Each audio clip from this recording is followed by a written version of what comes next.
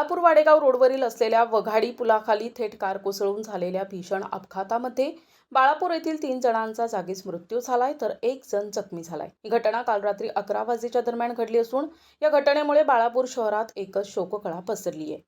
बाळापूर येथील RTO agent Kanhaiya सिंह रघुनाथ सिंग ठाकूर वय वर्ष 57, विशाल भानुदास सोलनकर वय वर्ष 50, सुनील शर्मा वय वर्ष 48, आशिष कन्हैया सिंह ठाकूर वय वर्ष 21 हे 4 जण आपल्या चारचाकी वाहनानं वाडेगाववरून बाळापूरकडे येत असताना बागफाटाजवळ असलेल्या वघाडी पुलावरून गाडी खाली कोसळली। हा अपघात एवढा भीषण होता की अपघातामध्ये कन्हैया सिंह ठाकूर, विशाल सोलनकर, सुनील शर्मा हे जागीच ठार झाले असून आशिष ठाकूर हा गंभीर जखमी झालाय।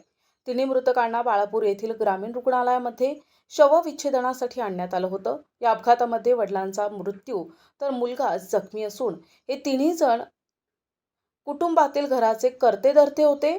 कुटुंबावर दुःखाचा डोंगर कोसळलाय। यावेळी घटनास्थळावर बाळापूर पोलीस दाखल झाले होते। भीषण अपघाताची माहिती मिळताच बाळापूर शहरातील हिंदू, मुस्लिम, बौद्ध समाजातील नागरिकांची घटनास्थळावर धाव घेऊन मृतक जखमींना बाहेर काढण्यास सर्वांनी परिश्रम घेतले।